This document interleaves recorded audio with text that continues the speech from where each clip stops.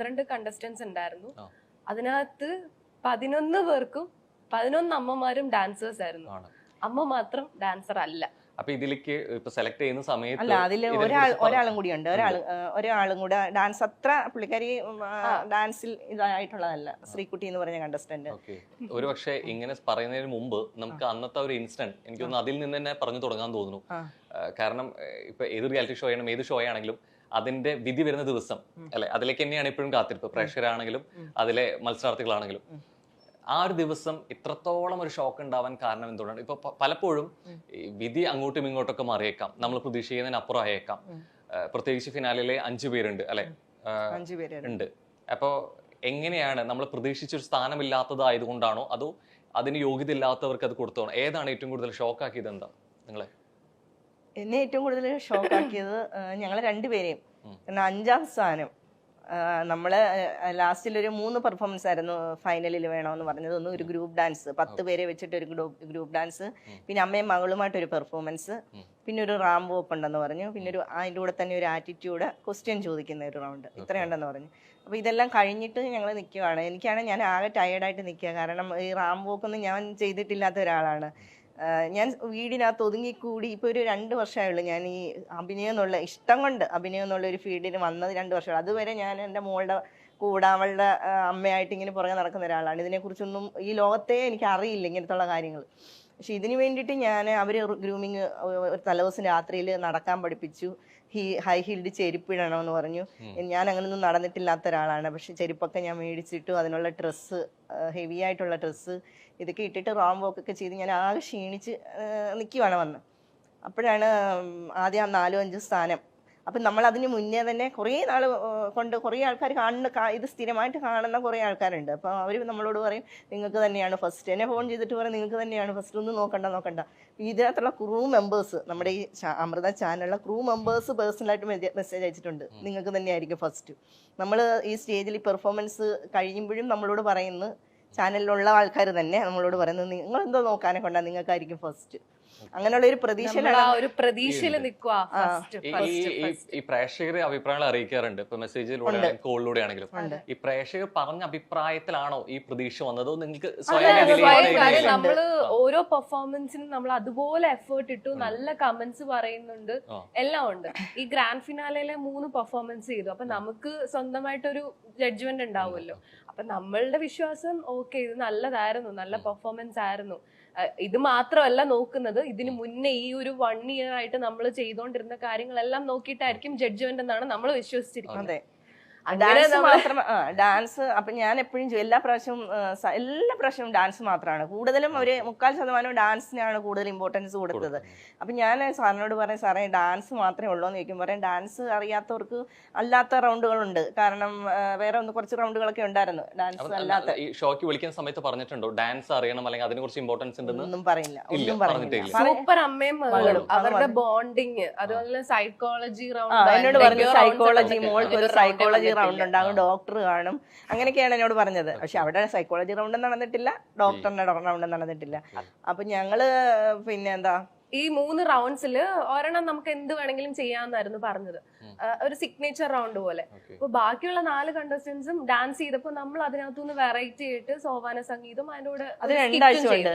അവള് പഠിച്ചിട്ടില്ല, സോപാന സംഗീതം പഠിച്ചിട്ടില്ല. നമ്മളുടെ അടുത്ത് തന്നെയുള്ള ഒരു ആശാനോട് ചോദിച്ചപ്പോൾ അവളോട് നോക്കട്ടെന്ന് പറഞ്ഞു. അവള് പെട്ടെന്ന് തന്നെ അത് പഠിച്ചെടുക്കുന്നതുകൊണ്ട് വേഗം തന്നെ പഠിച്ചു. 2 ആഴ്ച കൊണ്ട് ആ സോപാന സംഗീതത്തിന്റെ ആ കൊട്ട് പഠിക്കണമെങ്കിൽ കുറേ മാസങ്ങൾ പിടിക്കല്ലോ, 1 വർഷമൊക്കെ പിടിക്കും. പക്ഷെ 2 ആഴ്ച കൊണ്ട് അവൾ അത് പഠിച്ചിട്ട് ഞാനും അവളും കൂടെ ബാത്റൂമിൽ പോലും പാടാത്ത ആളാണ് ഞാൻ. എന്നിട്ട് ഞാൻ ഇതിനു വേണ്ടി കഷ്ടപ്പെട്ട് അത് പഠിച്ച് അതിന്റെ ആ പാട്ടും പഠിച്ച് അതിന്റെ കൂടെ തന്നെ ഞങ്ങളൊരു സ്കിറ്റ്. ബാക്കിയുള്ള 4 കണ്ടസ്റ്റൻസിൽ നിന്നും വെറൈറ്റി പെർഫോമൻസ് നമ്മൾ ചെയ്തു എന്നായിരുന്നു നമ്മുടെ വിശ്വാസം. കണ്ടിരുന്ന നമ്മള് ചെയ്ത് കഴിഞ്ഞിട്ട് പുറത്തിറങ്ങിയപ്പോഴും നേരത്തെ ഉണ്ടായിരുന്ന കണ്ടസ്റ്റൻസ് ഒക്കെ അവിടെ ഉണ്ടായിരുന്നു. അവര് പറഞ്ഞു നിങ്ങൾ സൂപ്പർ ആയിരുന്നു. ബാക്കിയുള്ള അവര് പറയാ, ഞാൻ ഇറങ്ങി ചെന്നപ്പോ ഒരാളുടെ കണ്ണിൽ കൂടെ കണ്ണുനീര് വരുന്നുണ്ട്. അപ്പൊ എന്നോട് പറഞ്ഞത് ഇതിന്റെ കരഞ്ഞ് എന്ന് വെച്ചാൽ ചിരിച്ചിരിച്ച് കരഞ്ഞിട്ട് കണ്ണുനീര് വന്നത് മാറുന്നില്ല എന്ന് പറഞ്ഞിട്ട് അങ്ങനെ വരെ നമ്മളോട് പറഞ്ഞു. എല്ലാവരും പറഞ്ഞു നിങ്ങളുടെ വെറൈറ്റി പെർഫോമൻസ് ആയിരുന്നു, ബാക്കിയുള്ളവരുടെ ഡാൻസ് അല്ലേ, നിങ്ങൾ വെറൈറ്റി കൊണ്ടുവന്നു.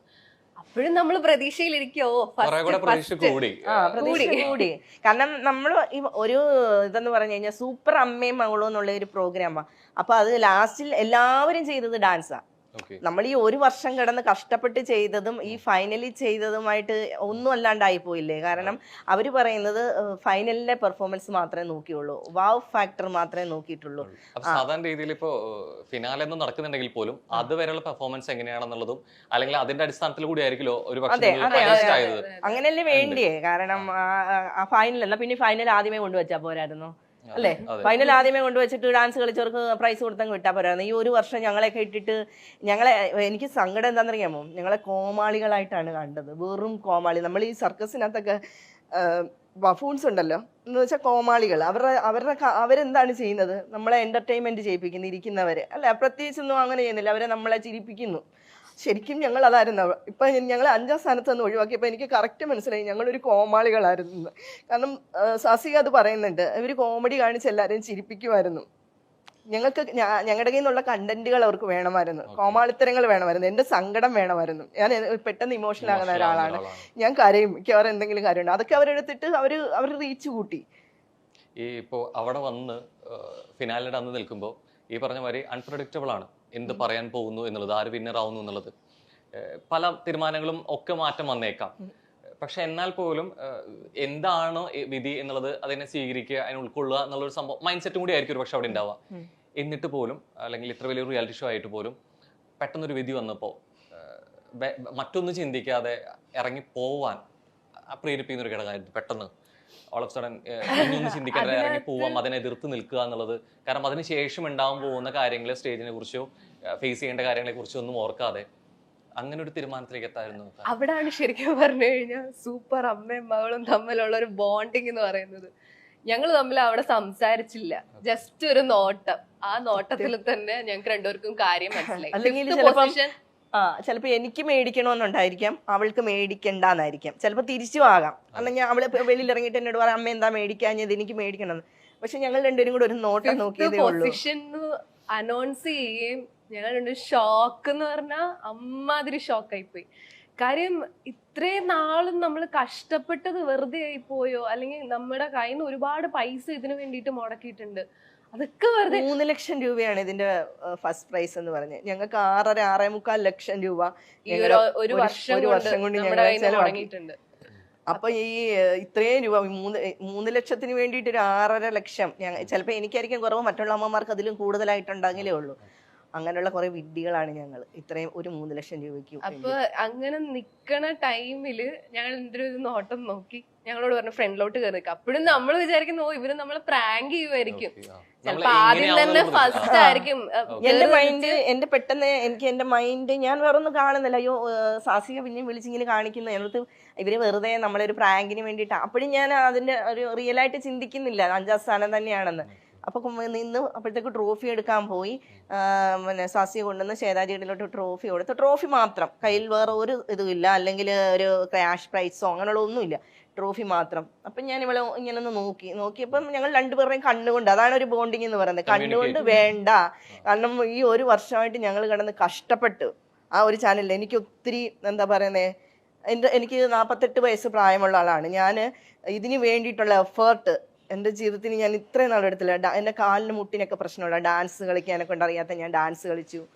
കഥാപ്രസംഗം പറയാൻ അറിയാത്ത ഞങ്ങൾ രണ്ടുപേരും കൂടെ കഷ്ടപ്പെട്ട് കഥാപ്രസംഗം പറഞ്ഞു, സ്കിറ്റുകൾ ചെയ്തു, ഔട്ട്ഡോർ ടാസ്കിന് കരമന മാർക്കറ്റിൽ പോയി പച്ചക്കറി കച്ചവടം, തെരുവിൽ നിന്ന് പച്ചക്കറി കച്ചവടം ചെയ്തു.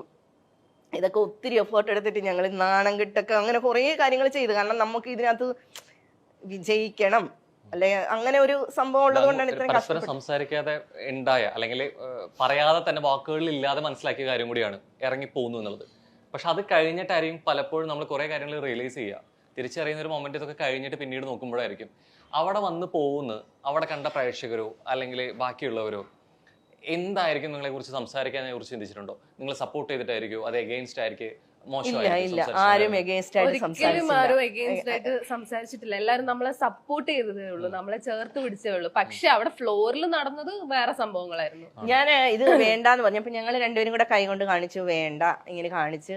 അപ്പൊ ഞാൻ പറഞ്ഞു, അപ്പൊ ശ്വേതാജിക്ക് പെട്ടെന്ന് അത് എന്തോ വിഷമം തോന്നിയിട്ടുണ്ട്. അപ്പൊ ഞാൻ ഇങ്ങനെ കാണിച്ചു കഴിഞ്ഞപ്പോഴത്തേക്ക് ഞാൻ പറഞ്ഞു എനിക്ക് സംസാരിക്കണം, കാരണം നമ്മൾ വേണ്ടാത്തതിന് കാരണം പറയണമല്ലോ. അപ്പം ഞാൻ മൈക്ക് വേണമെന്ന് പറഞ്ഞ് എനിക്ക് മൈക്ക് കൊണ്ടു തന്നു. മൈക്ക് കൊണ്ടു തന്നപ്പോൾ ഞാൻ പറഞ്ഞു സതീഷ് സാർ എന്ന് പറഞ്ഞാൽ ഇതിൻ്റെ ഡയറക്ടർ സതീഷ് സാർ ഈ പ്രോഗ്രാമിലേക്ക് എന്നെ വിളിച്ചപ്പോൾ എന്നോട് പറഞ്ഞത് ഇത് സൂപ്പർ അമ്മയും മകളും എന്നുള്ളൊരു പ്രോഗ്രാമാണ്. പക്ഷേ ഇവിടെ നടന്നത് ഡാൻസ് റിയാലിറ്റി ഷോ ആണ്. അത് കറക്റ്റാണ്, ആദ്യം തൊട്ട് അവസാനം വരെ ഡാൻസ് റിയാലിറ്റി ഷോ ആയിട്ടാണ് നടന്നത്. എന്നാൽ പിന്നെ സൂപ്പർ അമ്മയും ഡാൻസ് റിയാലിറ്റി ഷോ എന്നങ്ങ് വെച്ചാൽ പോരായിരുന്നു. അല്ല, ഗ്രാൻഡ് ഫിനാലയിലെ പെർഫോമൻസും ഡാൻസ് ആയിരുന്നു. ഡാൻസിനെ ബേസ് ചെയ്തിട്ട് അവർ കൊടുത്തിരിക്കുന്നത് സൂപ്പർ. ഞാൻ പറഞ്ഞു ഇതൊരു സൂപ്പർ ഡാൻസറിന്റെ ഷോ ആയിരുന്നു. അപ്പൊ അതിനകത്ത് എനിക്ക് ഡാൻസ് അറിയാത്ത ഒരാളാണ്, ഞാൻ ഡാൻസ് അറിയാത്ത ഒരാൾ ഈ ട്രോഫിക്ക് അർഹയല്ല. അതുകൊണ്ടാണ് ഞാനിത് മേടിക്കാത്തതിന്റെ കാരണം എന്ന് പറഞ്ഞിട്ടാണ് ഞാൻ അവിടെ നിന്ന് ഇറങ്ങിപ്പോയി. വേറെ അവരെ ചീത്ത വിളിച്ചിട്ടില്ല, ശ്വേതാജിയായി ഒന്നും പറഞ്ഞിട്ടില്ല, സ്വാസിയോടൊന്നും പറഞ്ഞിട്ടില്ല, ചാനലിനെതിരെ പറഞ്ഞിട്ടില്ല. എൻ്റെ നിലപാട് പറഞ്ഞു, ഞാൻ മേടിക്കാത്തതിന്റെ കാരണം അത് ഞാൻ പറഞ്ഞു. കാരണം അത് അവരെനിക്ക് വെച്ച് നീട്ടുന്ന ഒരു ട്രോഫിക്ക് എനിക്ക് നിരസിക്കാനുള്ള ഇതുണ്ടല്ലോ, എനിക്ക് വേണ്ടാന്ന് വെക്കാനുള്ള ഒരു അവകാശം എനിക്കുണ്ട്. ഓസ്കാർ വരെ ആൾക്കാർ വേണ്ടെന്ന് വെക്കുന്നു ഇല്ലേ? അപ്പൊ അതിന് നെഗറ്റീവായിട്ട് പറഞ്ഞതായിരിക്കാം ചാനലിൽ അത് കാണിച്ചു. അഭിപ്രായം കൃത്യമായിട്ട് രേഖപ്പെടുത്തിയിട്ടുണ്ട്.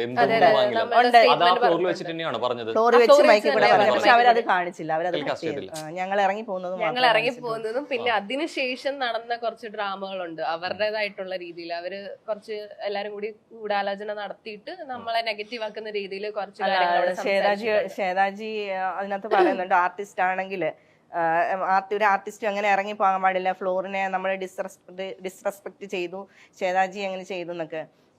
പക്ഷെ ഞാനിപ്പോൾ ഈ ഷോ ശ്വേതാജി കാണുമായിരിക്കാം, കണ്ടിട്ടുണ്ടെങ്കിൽ ഞാനും എൻ്റെ മോളും ആദ്യമേ തന്നെ പറയുന്നു ശ്വേതാജിയോട് ഞങ്ങൾ ഒത്തിരി ഒരു സോറി പറയുന്നു.